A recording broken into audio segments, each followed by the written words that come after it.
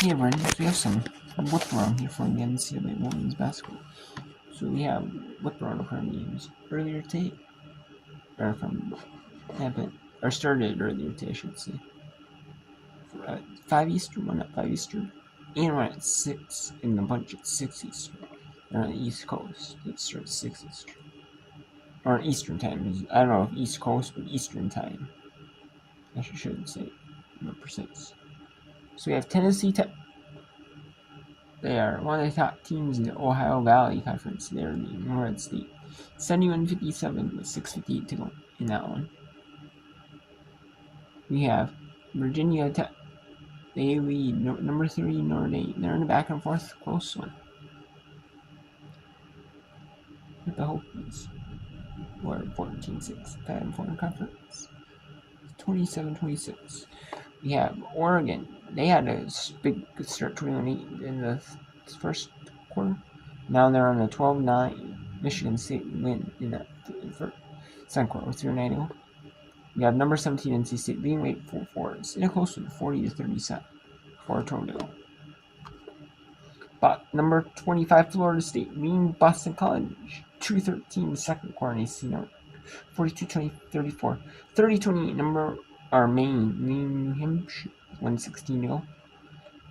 Bryant being UMBC 25-19 with 2:49 to go in the second quarter. And we have Vermont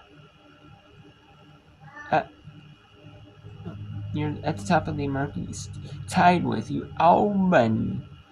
Albany had that one loss in conference play on Kids Day at UMBC's Kids Day. So Vermont is battling close to Binghamton, who's 22-20, 54 cents. So 4:26 to go in the second quarter. Western Canada 32-31 over Sam. 4:26 in the second quarter. 28-21. Little Rock beats Tennessee State 3:55 to go in the first half. Lindenwood 41-34, 43 seconds to go in the first half. Eastern Illinois, Western Illinois. Eastern Illinois was down 13-10 at first quarter break. Now with 1:17 to go, they are tied at 24-all. 22-all between Madison and Siena, 2-6 and 3 teams in the Metro Athletic Conference. These are 6 to go in the second quarter now. Manhattan 20-15 around out, 3:50 to go in the second quarter. 24-14. Canisius battling winless Niagara in the Metro Athletic Conference 0-9. Niagara has one win, but it's not against the Division 1 school. Florida Gulf Coast undefeated in ASUN, taking on one of the top teams in the ASUN. Lipscomb at 6-2, 27-11. Florida Gulf Coast with the lead in that one, 3:27 to go. Ole Miss in a low-scoring game with Georgia. Georgia's near the bottom of the SEC. Not even 500. Not even probably WNIT worthy. Even WNIT worthy. Because you most out of that power conference. And it's 19-14, 2-3 in the second quarter. And the Southeast Missouri State beating UT Martin 14-11 at the end of the first quarter. With 8:03 in the first quarter. Alabama State beating Florida up 2-0. App State 10-3 at the media timeout with 4:51 to go. Bellarmine leads winless in Conference North Florida 13-4, 13-6 now, 4:20 to go. We have some big games going on. Number 13 Oklahoma, number 7 LSU, ESPN 2 at 7 Eastern. In at 7 Eastern, SC number 22 Alabama leads, number 12 Kentucky.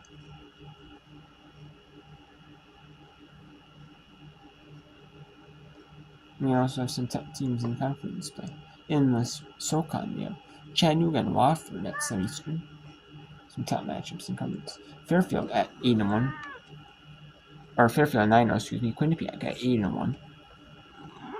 That is a top battle in the conference. Winner will get first place in the conference. And, probably it will be guaranteed 2 games behind first place. Or Fairfield, if Quinnipiac loses. Fairfield on the 2-game lead.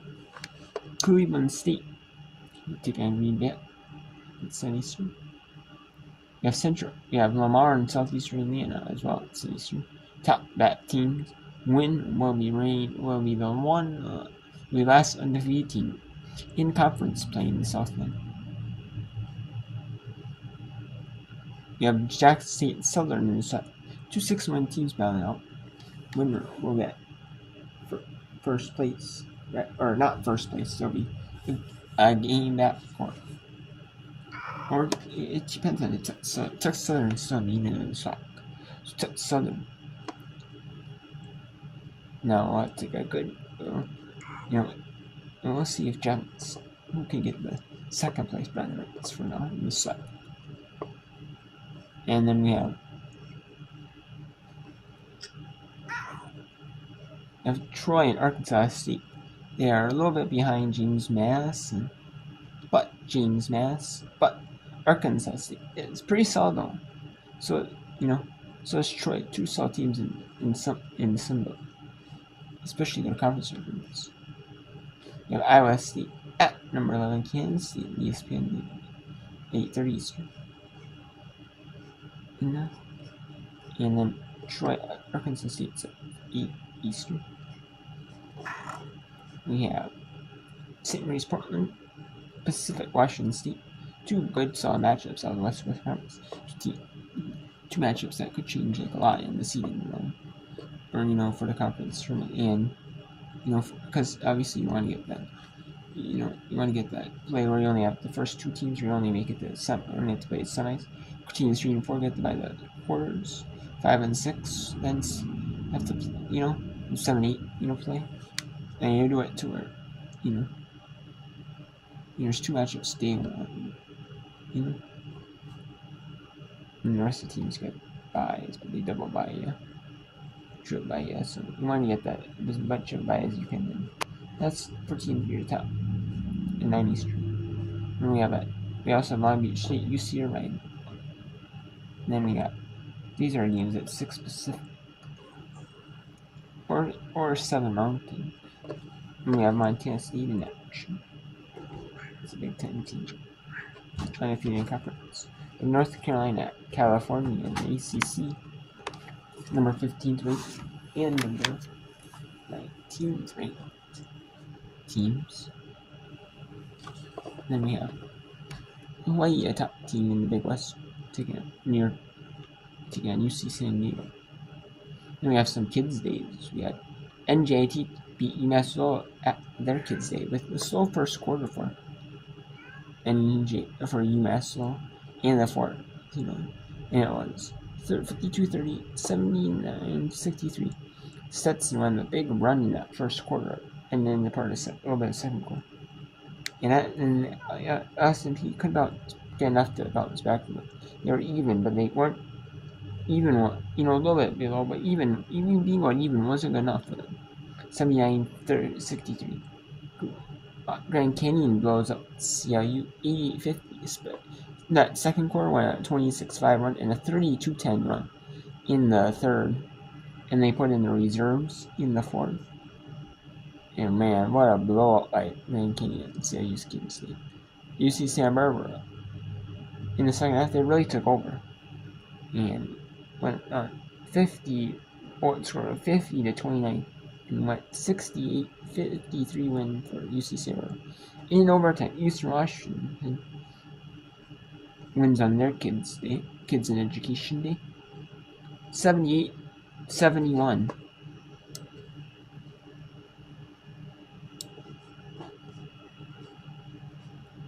So we have 3 minutes and 25 seconds here at Morehead State. And let's see it. Coleman's 35 points and 6 rebounds is enough to propel Morehead State to an upset at home over Tennessee Tech. Tennessee Tech is 8-2 in conference play, 14-5 overall, while Morehead State 7-14, 2-9 in conference play. So even just based off the overall record, yeah, you would see Tennessee Tech here. Even conference record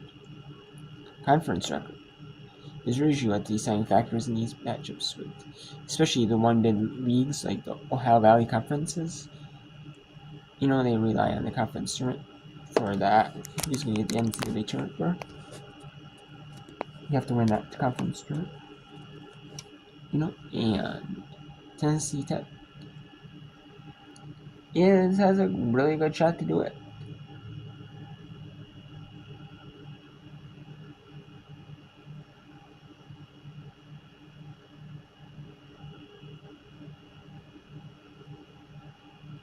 They're not right at they're not like the top team Eastern Illinois is. They went 10-0, but Tennessee Tech is still a solid team.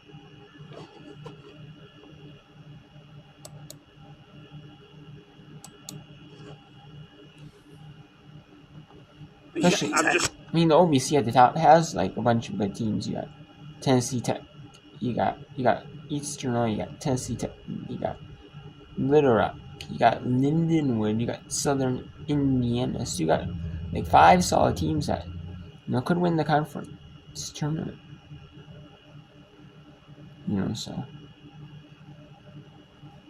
Pass. Larry in a little bit of a tight spot. She's gonna somehow pass it out. What a play. Grimes couldn't finish it off though, and Dikia. She maybe was fouled as she came down with it. Getting a little rough and tumble here in the second half. I didn't really see a foul there. I thought that was some friendly fire from one of her teammates. 74-68. And Morehead State will go 4 across the bottom, and Ugwa comes up to set a pick, I thought. Coleman, that was for 38. Short on the 3, the lead at 6, still approaching 2 minutes. Got a pretty good look there. I don't think Chris Palmer and his staff be too displeased with the look. Hill with 11, Dikia with 10. 3 players with 16 fouls as Coleman will pick up the foul. That's going to be number 4. So now Coleman, Dikia, and Brunson with 4 for Morehead State. Peyton Carter has 4 for Tennessee Tech. And it's a tough foul. You're literally almost in the center circle, and you get a foul that far away. Ball handler wasn't going to do anything outstanding. Morehead State on a 7-0 run. Tennessee Tech has not scored a point in over 4 minutes as Morehead State forces another turnover. 14 now for Tennessee Tech. Hill going to be fouled, and I think Grimes would have been better suited just keeping that arm straight up, because once she brought it down, you really make it tough for an official not to call a foul. Yeah, I mean, there was probably enough body contact, too, that it probably wouldn't even have mattered. We'll get a chance to see it right there. Yeah, Grimes is just a step late getting there. Hill at the line. Previous season high came against Alice Lloyd, so always impressive nonetheless to get your career high.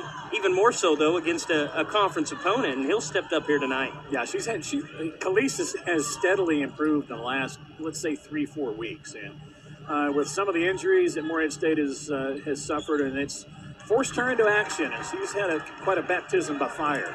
Morehead State with 1:42 on the clock will keep up the pressure beyond the midcourt stripe. Let's see how Tennessee Tech elects to play it out. Harley Painter is really getting after Chloe Larry. 4 turnovers by Tennessee Tech in the last 4 minutes. They'll go right at Dikia, I would think, with her 4 fouls. Keely Carter's fouled, and she'll have to earn them at the line.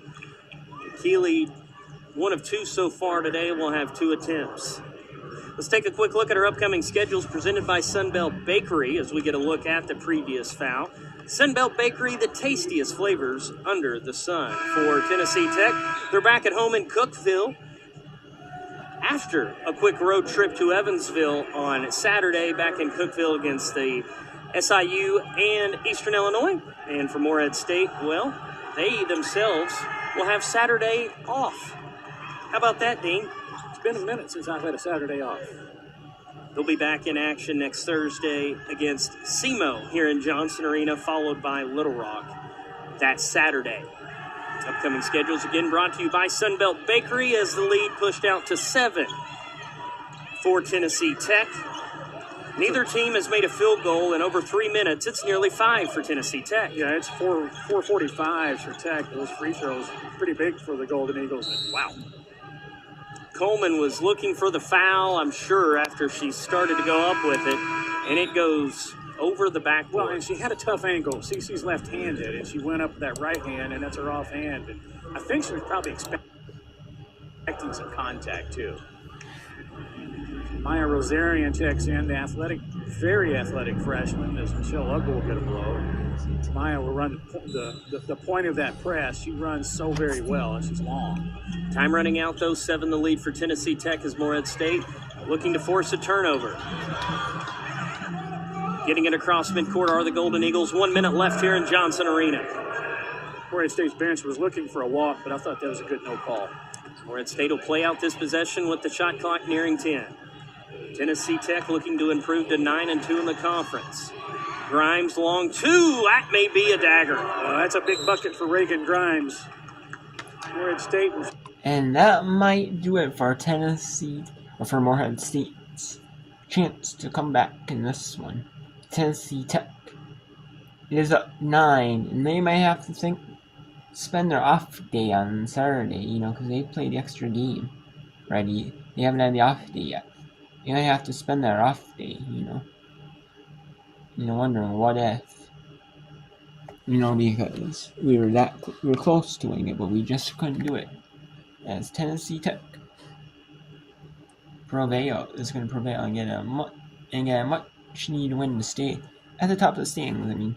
You want to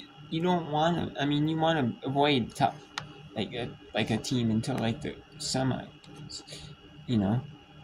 but if you're that, I really you don't want to get that 5th seed. Is really what you don't want, because if you're that 5th seed, you might have to. You're like Little Rock, Linwood, Southern Indiana, or Tennessee Tech. You have to play a tougher team in the quarters, so you want to get one of the top 3 spots. And right now, if you got an extra loss, it would really put you in a tiebreaker, and so they keep themselves in it at second right now. Western Illinois, SIUE at Lindenwood over in St. Charles, Tennessee State at Little Rock, and UT Martin out in Cape Girardeau at SEMO. Back here in this one, though, 9 the lead for Tennessee Tech and Morehead State. They just have not been able to get it closer than 4 here in this final frame. Haven't been able to quite get over the hump, but, we kind of talked at halftime how, it was a close ball game, 5-point game at the half, but you felt like Morehead State left a lot on the table because of all those 15 turnovers they had. They've only had 2 in this whole second half, and that's why they're still in this ball game. They've shot very well, but they finally taken care of the basketball.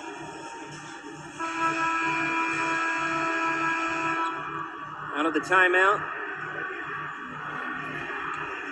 2 timeouts for Tennessee Tech, 0 remaining for Morehead State. So I beg your pardon there. That timeout I saw on the scoreboard was the one they removed. So no timeouts left for Morehead State. Both teams in the penalty. Arrow does favor Morehead State. And it will be Holmes inbound. Now that Morehead State's out of timeouts here, it's going to be interesting, to see if they're going to have to make it quick here. And they're not shooting quick with urgency. You can't. You can't. Yes. If you get a good shot at least like that, at least the second opportunity to rebound is a good shot. Sometimes you just can't rely on. But you can, if you at least get good shots, even if you don't go super quickly, if you at least get the good shot off and get a good look off, regardless of whether it's a miss or a make, you can always, then you can practice, doing a little bit more efficient, going through that same scenario and practice,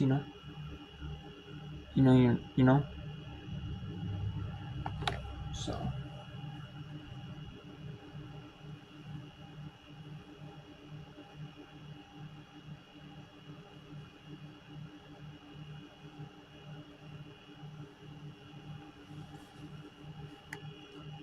State looks like they may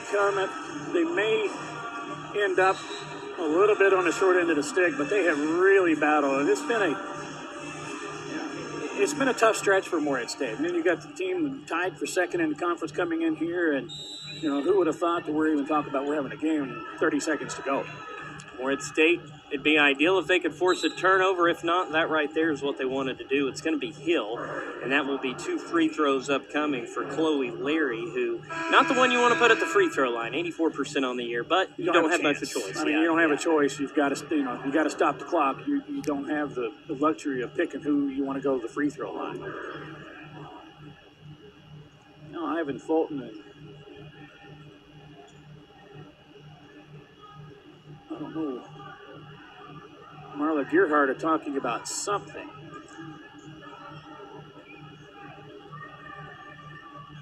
They were double checking the timeouts. Randy Stacy, our official scorer, was signaling to Tom Barron 1 for Tennessee Tech, 0 for Morehead State, as Larry will shoot 2.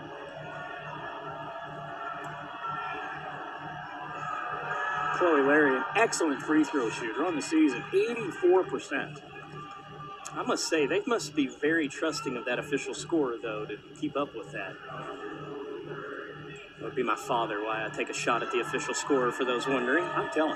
You tell him. I'm telling Dad. Second free throw good by Larry. And Tennessee Tech, Dean, they've really capitalized in these last few minutes when they've been able to put this one nearly out of reach, as Hill goes back to her left. Too much sauce on that one. And looks like Morehead State will foul. But back to my point, Dean. Morehead State trimmed it to 4. They trimmed it to 4. They trimmed it to 6. Tennessee Tech has had an answer every step of the way. Yeah, and they're 6 of 6 in this quarter from the free throw line, which good teams are good free throw shooting teams. They are both, and they've taken care of business down the stretch. And Morehead State gave them a pretty good run for their money, but they gave a pretty good accounting of themselves. I want to give a big thanks to our camera operators today, Eli Viveros, Aaron Guy, and Grace Wilson. Back in our studio, graphics and replay, Tad Johnson, and our director helping all of us get. Yeah, it looks like this one's going to be over here, as looks like Tennessee Tech is going to get a win here, and that is going to be it for Morehead here. Morehead is going to go to 7-15 here, 2-10 in the Ohio Valley Conference, while Tennessee Tech is going to go to 9-2 in the Ohio Valley Conference and go to 15-5 overall.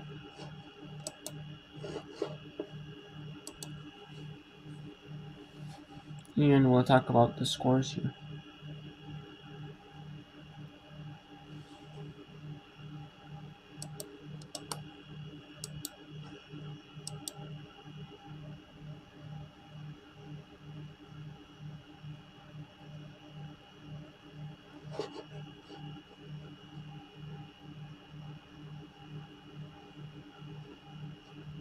So we have here, we should look through the next